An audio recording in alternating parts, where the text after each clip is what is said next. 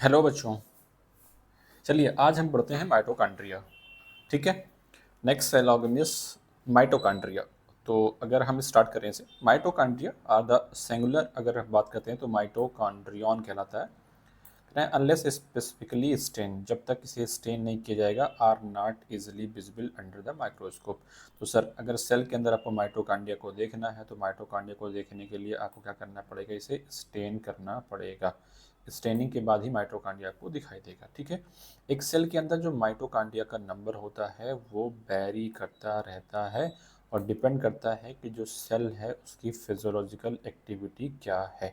अगर cell physiologically ज़्यादा active है तो उसे एनर्जी की रिक्वायरमेंट ज़्यादा होगी, तो माइटोकॉन्ड्रिया का नंबर उसमें क्या होगा, ज़्यादा होगा। ठीक है। अगर हम सेफ और साइज़ की बात करते हैं माइटोकॉन्ड्रिया का, तो इसमें भी आपको बहुत ज़्यादा वेरिएशन दिखाई देता है। जैसे सबसे पहले अगर हम सेफ की बात करते हैं, एक माइटोकॉन्ड्रिया के सेफ की बात करते हैं, तो एक माइटोकॉन्ड्रिया का जो सेफ होता है वो सॉसेज सेफ का होता है या सिलिंड्रिकल सेफ का होता है।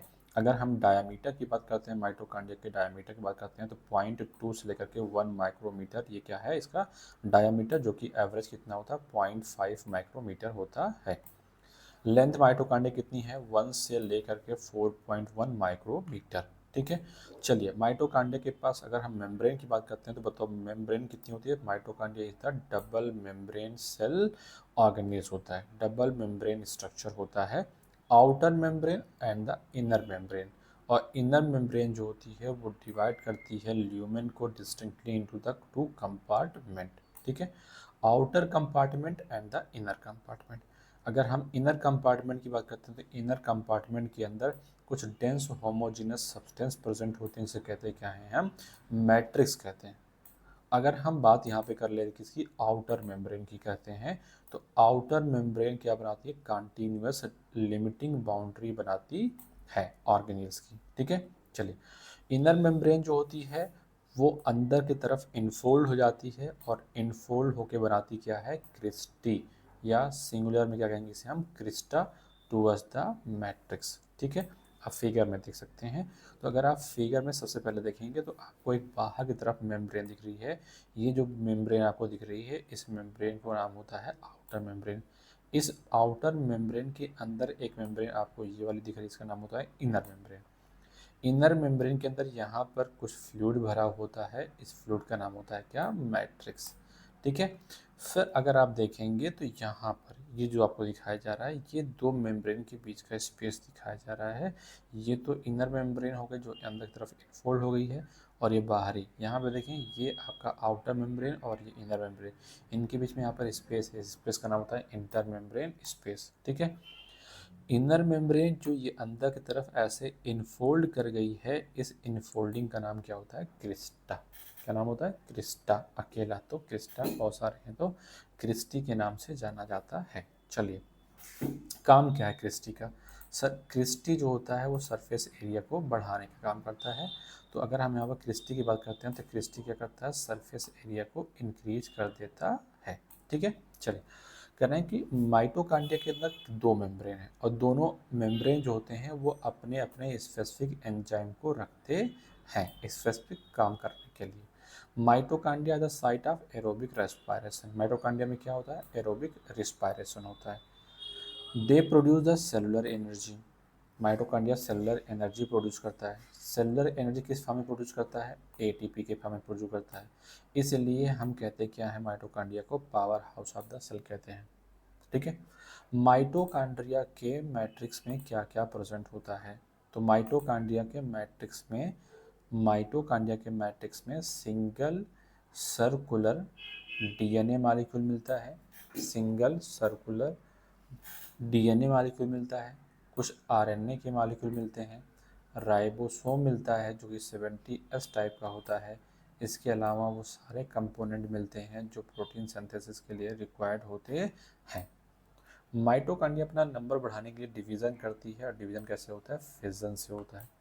तो ये आपके पास जो था वो माइटोकॉन्ड्रिया था। ठीक है। अब इसी टॉपिक से एक नेक्स्ट हम सेल ऑर्गेनीज पे चलते हैं। नेक्स्ट जो हमारे पास सेल ऑर्गेनीज है उसका नाम क्या है, प्लास्टिड। ठीक है। तो प्लास्टिड कहाँ मिलता है, सबसे पहले बात प्लास्टिड किस सेल में मिलेगा, all plant cell and in euglenoids. Plant cells और यूग्लिनोइड्स में क्या मिलते हैं, प्लास्टिड। ठीक है, प्लास्टिड को हम आसानी से इजीली से माइक्रोस्कोप से हम ऑब्जर्व कर सकते हैं, क्योंकि ये क्या होते हैं, लार्ज साइज के होते हैं। ठीक है, प्लास्टिड के पास क्या होता है, स्पेसिफिक पिगमेंट्स होता है जो इसे स्पेसिफिक कलर प्रोवाइड करता है, जो प्लांट को स्पेसिफिक कलर प्रोवाइड करता है। अब बात आती है क्लासिफिकेशन ऑफ द प्लास्टिड। तो अगर हम प्लास्टिड का क्लासिफिकेशन करते हैं तो on the basis of the pigment, किसके बेसिस पर, on the basis of the type of the pigment, type of pigments के बेसिस पर प्लास्टिड जो होते हैं वो 3 टाइप के होते हैं। एक प्लास्टिड का नाम होता है chloroplast, second is called the chromoplast and third is called the leucoplast. तो प्लास्टिड कितने टाइप के, 3 टाइप के, क्लोरोप्लास्ट, क्रोमोप्लास्ट, ल्यूकोप्लास्ट, किसके बेसिस पर, on the basis of the type of the pigments. ठीक है, तो पहला पढ़ते हैं हम किसके बारे में, क्लोरोप्लास्ट। क्लोरोप्लास्ट में क्या होता है, पिगमेंट्स, कौन सा, क्लोरोफिल, और क्या होता है, कैरोटिनॉइड्स पिगमेंट। तो क्लोरोफिल और कैरोटिनॉइड्स ये दोनों पिगमेंट्स कहाँ मिलते हैं, क्लोरोप्लास्ट के अंदर। काम क्या है इनका, responsible for the trapping the light energy, ये लाइट एनर्जी को ट्रैप करते हैं। लाइट एनर्जी हमें किस लिए चाहिए, फोटोसिंथेसिस करने के लिए चाहिए। ठीक, नेक्स्ट जो हमारे पास है क्लोरोप्लास्ट के बाद मेरे पास जो दूसरा प्लास्ट, उसका नाम क्या है, उसका नाम है क्रोमोप्लास्ट। क्या नाम है, क्रोमोप्लास्ट। क्रैश करें, क्रोमोप्लास्ट जो होता है कैसा होता है, क्रोमोप्लास्ट के अंदर क्या मिलता है, कैरोटिनॉइड्स पिगमेंट मिलता है। क्या मिलते हैं, कैरोटिनॉइड पिगमेंट, जो कैसे होते हैं, फैट सॉल्युबल होते हैं। क्या होते हैं, फैट सॉल्युबल होते हैं कैरोटिनॉइड पिगमेंट में, जैसे कि कैरोटीन और क्या होता है, जेंथोफिल, और दूसरे पिगमेंट भी मिलते हैं। ठीक है, इनका काम क्या होता है कैरोटिनॉइड्स का, कैरोटिनॉइड्स जो होते हैं वो प्लांट के पार्ट को कलर प्रोवाइड करते हैं, जैसे कि yellow, orange and the red colour provide करते हैं। ठीक है, नेक्स्ट थर्ड पार्ट की अगर हम बात करते हैं तो नाम है इसका क्या, ल्यूकोप्लास्ट। ल्यूकोप्लास्ट कैसा होता है, कलरलेस प्लास्टिड होता है, इसमें कोई भी कलर नहीं होता। तो ये होते क्यों हैं, स्टोर करते हैं या न्यूट्रिएंट्स को। तो ल्यूकोप्लास्ट के अंदर क्या स्टोर होता है, न्यूट्रिएंट्स स्टोर होता है। पहला, ल्यूकोप्लास्ट भी 3 टाइप के होते हैं। First leucoplast is called the amyloplast, second is called the elaioplast and third is called the aleuroplast. ठीक है, अब देखते हैं इसमें क्या क्या स्टार्ट होता है, स्टोर होता है। तो एमाइलोप्लास्ट जो होता है उसको कार्बोहाइड्रेट को स्टोर करता है, जैसे कि स्टार्च कहाँ मिलता है, पोटैटो के अंदर। इलायोप्लास्ट स्टोर करता है ऑयल और फैट को, और एल्यूरोप्लास्ट जो होता है ये प्रोटीन को स्टोर करता है। ठीक है, टॉपिक में अगर हम आगे बढ़ते हैं तो मेरे पास इसी टॉपिक के अंदर जो अब हम पढ़ने जा रहे हैं वो पढ़ने जा रहे हैं क्या, स्ट्रक्चर ऑफ द क्लोरोप्लास्ट। पहले हम नंबर पढ़ेंगे, फिर स्ट्रक्चर पढ़ेंगे, सेफ साइज सब पढ़ेंगे। ठीक है, तो अगर हम बात कर रहे हैं किसका, क्लोरोप्लास्ट का, तो majority of the chloroplast of the green plant are found in the mesophyll cell. तो क्लोरोप्लास्ट मेजॉरिटी, ज़्यादातर क्लोरोप्लास्ट प्लांट की किस सेल में मिलता है, मेसोफिल सेल में मिलता है। और ये जो मेसोफिल सेल कहाँ होता है, प्लांट के किस पार्ट में, लीफ वाले पार्ट में होता है। ठीक है, क्लोरोप्लास्ट का जो शेप होता है वो अलग अलग हो सकता है, लेंस शेप हो सकता है, ओवल हो सकता है, स्फेरिकल है, डिस्क्वाइड है, इवन द रिबन लाइक भी हो सकता है। शेप अलग अलग है क्लोरोप्लास्ट का। लेंथ की बात करते हैं तो 5 to 10 माइक्रोमीटर लेंथ होती है, विथ होती है 2 to 4 माइक्रोमीटर। और अगर हम नंबर की बात करते हैं तो जो क्लोरोप्लास्ट होता है, क्लेमाइडोमोनास की एक सेल में एक क्लोरोप्लास्ट मिलता है, और मेसोफिल सेल की एक सेल में 20 से 40 क्लोरोप्लास्ट मिलते हैं। ठीक है, चलिए अब मुझे बता दीजिए, आप क्वेश्चन है कि जो माइटोकॉन्ड्रिया है उसके पास कितनी मेम्ब्रेन है। तो माइटोकॉन्ड्रिया के पास तो 2 मेम्ब्रेन होती है। तो माइटोकॉन्ड्रिया के जैसे ही क्लोरोप्लास्ट भी कितने मेम्ब्रेन रखता है, 2 मेम्ब्रेन रखता है, यानी कि ये double membrane bound cell organelles होता है। क्लोरोप्लास्ट की जो इनर मेम्ब्रेन होती है वो रिलेटिवली लेस परमिएबल होती है अगर हम आउटर मेम्ब्रेन से कंपेयर करें तब। ठीक है। अब कह रहे हैं जो क्लोरोप्लास्ट के अंदर जो इनर मेम्ब्रेन है क्लोरोप्लास्ट की, वो एक स्पेस को ऑक्यूपाई करती है और उस स्पेस का नाम होता है स्ट्रोमा। ठीक है। इस स्ट्रोमा के अंदर कुछ organised flat membranous sac present होते हैं जिसे हम थैलाक्वाइड कहते हैं। थैलाक्वाइड कहाँ प्रेजेंट होता है? स्ट्रोमा के अंदर। ठीक है।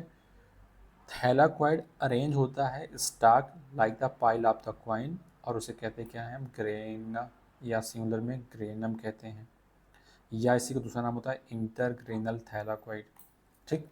इसके अलावा स्ट्रोमा में और क्या होता है? दियर आर द, कह रहे हैं in addition there are the flat membranous tubule. कुछ फ्लैट मेम्ब्रेनस ट्यूब्यूल होते हैं जिन्हें हम स्ट्रोमा लैमेली के नाम से जानते हैं, और ये अलग अलग ग्रेना के थैलाक्वाइड को कनेक्ट करने का काम करते हैं। ठीक है। मेम्ब्रेन जो थैलाक्वाइड की होती है वो एक स्पेस ऑक्यूपाई करती है और उस स्पेस का नाम होता है ल्यूमेन। तो थैलाक्वाइड के अंदर पाए जाने वाले स्पेस का नाम ल्यूमेन। चलिए देखते हैं कि स्ट्रोमा में क्या क्या प्रेजेंट होता है। स्ट्रोमा में क्या क्या प्रेजेंट होता है? तो स्ट्रोमा की अगर बात करते हैं क्लोरोप्लास्ट के स्ट्रोमा में, तो क्लोरोप्लास्ट के स्ट्रोमा में एंजाइम्स प्रेजेंट होते हैं जो कि कार्बोहाइड्रेट और प्रोटीन की सिंथेसिस के लिए इम्पॉर्टेंट होते हैं। इसके अलावा यहाँ पर स्ट्रोमा के अंदर small double standard circular DNA molecule present होता है। राइबोसोम प्रेजेंट होता है जो कि 70s टाइप का होगा।